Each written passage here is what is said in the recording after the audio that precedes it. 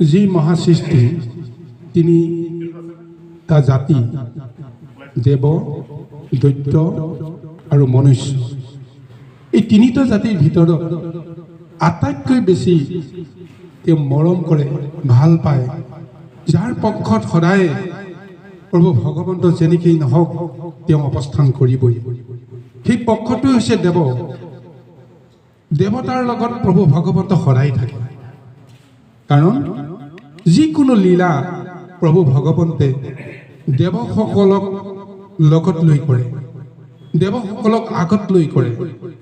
নিজে তেওঁ পোনপটীয়াকৈ কোনো লীলা নকৰে, আৰু সেই লীলা কৰিবৰ কাৰণে সদায় দেৱসকলক তেওঁ সহায় লয়। গতিকে আপদে বিপদে যেনেকেই নহওক দেৱসকলৰ লগত থাকে। কিন্তু এই দেৱসকলে ঈশ্বৰক লগতে পায়ো ঈশ্বৰক বুজিব নোৱাৰে। ঈশ্বৰক বুজিব পৰা সমস্ত ব্যৱস্থা দেৱতাৰ আছে যদিও দেৱসকলে বুজিব নোৱাৰে, কাৰণ এই মায়া সংসাৰৰ সমস্ত ৰূপ, ৰস, গোন্ধ, স্পৰ্শ, শক্তি দেৱতাসকলক মুখ্যতভাৱে তেওঁ প্ৰদান কৰি দিয়াৰ ফলত মায়াৰ সমস্ত আৱেগ দেৱতাসকলৰ লগত থাকে কাৰণে যেতিয়াই দেৱবুদ্ধিয়ে নিজৰ ভোগৰ বাঞ্ছাবিলাক সাধন কৰি তেতিয়াই আত্মহাৰা হয়, নিজক নিজে বুজিব নোৱাৰা হয়। আৰু তাৰ ফলতে গুৰু গোসাঁই নমনা বা গুৰুক অৱহেলা কৰা, ঈশ্বৰক অৱজ্ঞা কৰা, এনেকুৱা কিছু মানসিকতাও দেৱবুদ্ধিত আহি পৰে, আৰু তাৰ জৰিয়তে প্ৰভু ভগৱন্তে মহালীলা কৰে।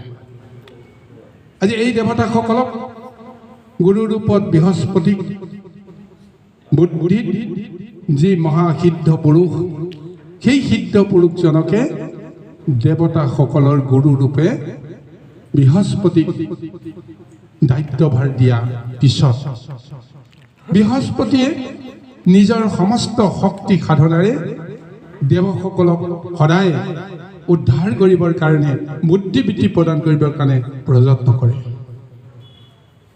কিন্তু স্বৰ্গৰ সুখত বলিয়ান হৈ থকা, আসক্তত ডুবি থকা দেৱসকলে কেতিয়াবা গুৰুকো অৱহেলা কৰে, ঈশ্বৰকো তেওঁলোকে বুজিব নোৱাৰা হৈ যায়। যাৰ ফলত এটা সাংঘাতিক এটা বিপৰ্যয়ৰ বিষয়ে আলোচনা কৰিবৰ কাৰণে স্বয়ং বৃহস্পতি গুৰু দেৱৰাজ ইন্দ্ৰৰ ওচৰলৈকে গৈছিল। কিন্তু সেই সময়ত দেৱৰাজ ইন্দ্ৰই দেৱতাসকলৰ লগত, অপেশ্বৰীসকলৰ লগত আনন্দত মতলীয়া হৈ থকাৰ সময়ত গুৰুক কেনেকৈ আদৰ কৰিব লাগে, গুৰুক কেনেকৈ সন্মান কৰিব লাগে, পূজা কৰিব লাগে, সেৱা কৰিব লাগে, এই সমস্তবিলাক পাহৰি গ'ল। সদায় যে পাই আছে গুৰুক, সাধাৰণ দৃষ্টিৰে তেওঁ সেই গুৰুক সদায় লগ পোৱাৰ ব্যৱস্থাত তেওঁ তেনেদৰে চিন্তা কৰি এই আনন্দ মুহূৰ্তত গুৰুৰ প্ৰৱেশৰ সময়তো গুৰুক এক প্ৰকাৰ অৱজ্ঞা কৰা হ'ল। গুৰুক যে আসন দিব লাগে, গুৰুক যে সৎকাৰ কৰিব লাগে, পূজা কৰিব লাগে, সেইখিনি নোহোৱাৰ বিনিময়ত বৃহস্পতি গুৰু মনে মনে শূন্য হ'ল। শূন্য হোৱাৰ কাৰণত তেওঁ কাকো একো নকৈ তেওঁ সংগোপনে তেওঁ দেৱৰ সভাত ত্যাগ কৰি গুচি আহিল। যেতিয়া গুৰু গুচি আহিল, তাৰ পিছতহে দেৱতাৰ বা ইন্দ্ৰৰ গুৰু যে আহিছিল, কিয় আহিছিল, এই ভাৱনাবিলাক আহোঁতে যেতিয়া গুৰুক লক্ষ্য কৰিছে গুৰুটো নাই, ইতিমধ্যে তেওঁলোকৰ অন্তৰত এই ভাৱনাটো আহিল যে গুৰুক আমি অৱজ্ঞা কৰিলোঁ, যাৰ ফলত গুৰু ৰুষ্ট হ'ল। গুৰু ৰুষ্ট হোৱাৰ কাৰণত গুৰু এতিয়া আমাৰ পৰা আঁতৰি গৈছে। আৰু সাধাৰণ দৃষ্টিৰে ভাবিছিল যে আমাৰ যিটো ভুল হ'ল গুৰুৰ ওচৰত গৈ আমি ক্ষমা খুজিম, আমাৰ দুখবিলাক আমি তেওঁৰ ওচৰত বৰ্তাম, যি শাস্তি দিয়ে গুৰুৱে দিব, আমি গুৰুৰ শাস্তি লৈ হ'লেও আমাৰ ভুলটো আমি নিশ্চয় সংশোধন কৰিম। এই বুদ্ধিটো আহিল যদিও, আৰু সেই বুদ্ধিৰে দেৱতাসকলক লগত লৈ ইন্দ্ৰ বৃহস্পতিৰ গৃহত উপস্থিত হ'বলৈ গৈছে। এনেতে বৃহস্পতিয়েতো গম পাই গ'ল যে এই দেৱৰাজ মোৰ ওচৰলৈকে আহিছে। তেওঁৰ কপট যিটো মনোভাৱ, এই মনোভাৱটো এতিয়া তেওঁ বুজিলে গুৰুক অৱজ্ঞা কৰাৰ ফলত সেই গুৰুৰ মুখামুখি হোৱাৰ লগে লগে গুৰুৰ ধৰ্ম ৰক্ষা কৰি তেওঁ ক্ষমা কৰিব লাগিব। কিন্তু এই মুহূৰ্তলৈকে ইন্দ্ৰৰ ওপৰত, এই আচাৰৰ ওপৰত বৃহস্পতি কোনো কাৰণতে তেওঁ মনৰে সন্তুষ্ট হোৱা নাই। কিন্তু হঠাৎ যদি ইন্দ্ৰ আহি তেওঁৰ সন্মুখত উপস্থিত হয়, তেতিয়াহ'লে তেওঁ জোৰ কৰি হ'লেও নিজৰ মনৰ অভিমানখিনি বা অসন্তুষ্টি ভাৱটো জোৰ কৰি হ'লেও ইন্দ্ৰক তেওঁ নিশ্চয় ক্ষমা কৰি দিব লাগিব। কিন্তু এই সময়ত তেওঁৰ মনত ইন্দ্ৰক ক্ষমা কৰাৰ জোখাৰে সময় আহি পৰা নাই বুলি তেওঁ চিন্তা কৰি যে ইন্দ্ৰৰ পৰা তেওঁ আঁতৰিবৰ কাৰণে প্ৰযত্ন কৰিলে। এইফালে ঘৰত গৈ উপস্থিত হ'ল। সকলোৱে জানে যে গুৰু বৃহস্পতি গৃহত আছে, আৰু গুৰু বৃহস্পতিয়ে দেৱসকল আহি তেওঁৰ চোতালত ভৰি দিয়াৰ উমান পাই ঠাইতে তেওঁ অন্তৰ্ধান হৈ গুচি গ'ল। দেৱতাসকলে বাৰে বাৰে গুৰুক মাতি আছে, নাই পোৱা। তাৰপিছত দুৱাৰ খুলি ভিতৰলৈ সোমাই গৈছে, নাই পোৱা। তাৰপিছত সকলোতে বিচাৰিছে, নাই পোৱা। আৰু শেষত এটাই সমিধান পাই গ'ল যে গুৰু সঁচাকৈ ৰুষ্ট হৈ গ'ল। গুৰু ৰুষ্ট হ'লে এতিয়া আমাৰ কি হ'ব?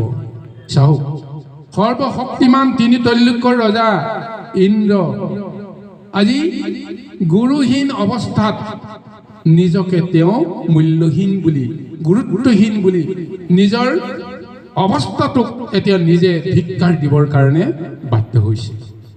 তেতিয়াহ'লে সৰ্বশ্ৰেষ্ঠ কি? আজি দেৱতাৰ জৰিয়তে, দেৱবুদ্ধিৰ জৰিয়তে এই অনুভৱটো লৈ আহিছে। গুৰুৰ অবিহনে এই জগতত আৰু শ্ৰেষ্ঠ কোনো দিগদৰ্শন দিব পৰা শক্তি নাই।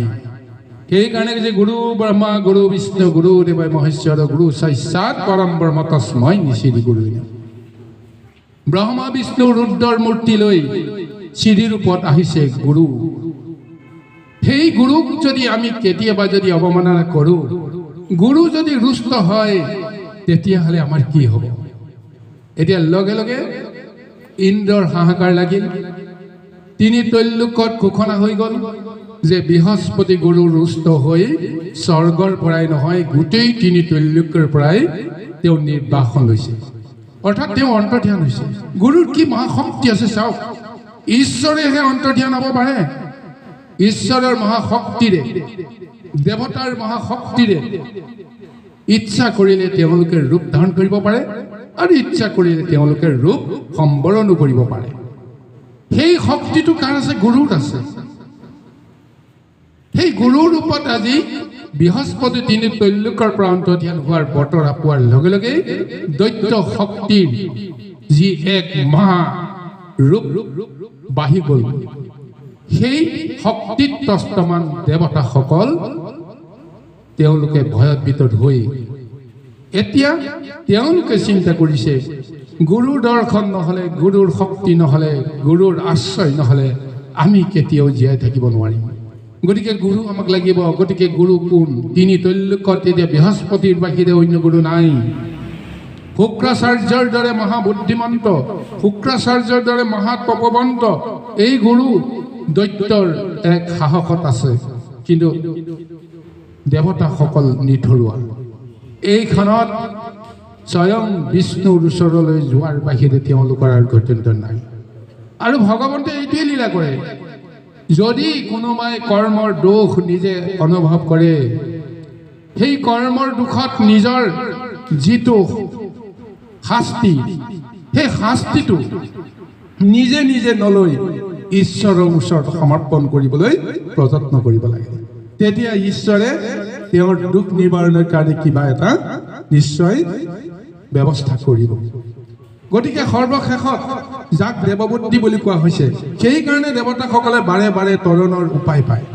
মহাসংকটৰ সময়ত ধৈৰ্য হাৰা নহয়, দিশহাৰা নহয়, মন আৰু চিত্তত এটা সন্ধান কৰে, পথৰ সন্ধান কৰে। আৰু সেই সন্ধানত তেওঁলোকে সদায় বিষ্ণুৰ বাহিৰে কাকো তেওঁলোকে চিনি নাপায়। বিষ্ণুকে সৰ্বশ্ৰেষ্ঠ বুলি জ্ঞান কৰাৰ শুভ বুদ্ধিৰ কাৰণেই দেৱতাসকল সদায় ভগৱন্তৰ প্ৰিয়। আৰু এইখনত দেৱতাসকলে হাজাৰ দুখ কৰক ক'ব লগা নাই, কিন্তু কৃষ্ণই কৈছে যে তোমালোকৰ এই মহাদুখৰ অন্ত পৰিব কেতিয়া, যেতিয়া বৃহস্পতিয়ে নিজে নিজে পুনৰ আহি তোমালোকক দেখা নিদিব। কিন্তু এই মুহূৰ্তলৈকে বৃহস্পতি ৰুষ্ট হৈ আছে, কেতিয়া তেওঁ আহিব কোনো গেৰাণ্টি নাই।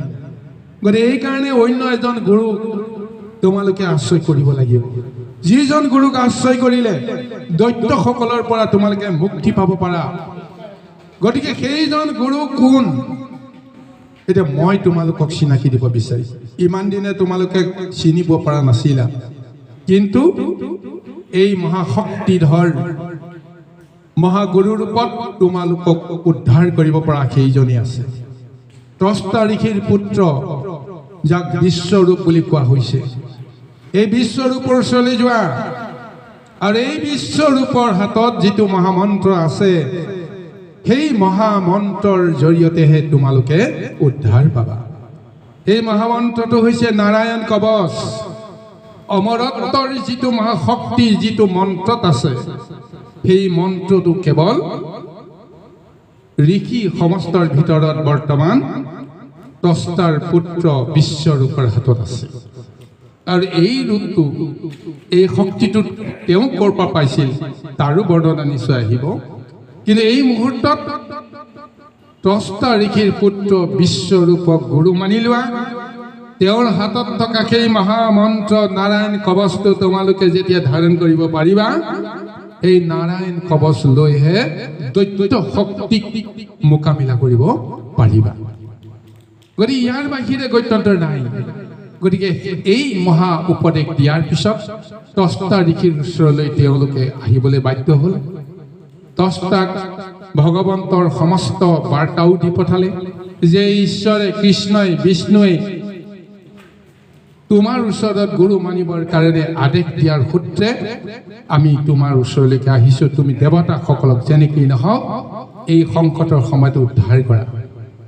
আৰু এই ত্ৰস্তা ঋষিৰ পুত্ৰ বিশ্বৰূপেও নাৰায়ণ ভগৱন্ত বিষ্ণুৰ যেতিয়া ইচ্ছা আছে বুলি গম পোৱাৰ পিছত নিজকে প্ৰথমবাৰ ভাবিলে যে দেৱসকলৰ গুৰু হোৱাৰ যোগ্যতা যদিও মই ইমান দিনে মোৰ আছে বুলি কোনোদিন ভাবিবই পৰা নাছিলোঁ, কিন্তু নাৰায়ণৰ দৃষ্টিত যেতিয়া মোৰ ওপৰত এটা বিশ্বাস, আস্থা প্ৰকাশ হৈছে, তেতিয়াহ'লে মই দেৱ কাৰ্যৰ কাৰণত মই গুৰু ৰূপে মই স্বীকাৰ কৰিব লাগিব। এই সূত্ৰেই আজি বিশ্বৰূপে দেৱতাসকলক সান্তনা দিছে বা তেওঁলোকক আশ্বাসিত কৰিছে। আৰু তাৰপিছত কেনেকৈ এই নাৰায়ণ কৱচ দেৱতাসকলক তেওঁ দিব, তাৰ এক মহা বৰ্ণনা ভাগৱতত দিবলৈ যত্ন কৰিছে। আহক গুৰু সমস্ত আমি পদৰ মাজলৈকে আগুৱাই যাওঁ। কৃষ্ণ।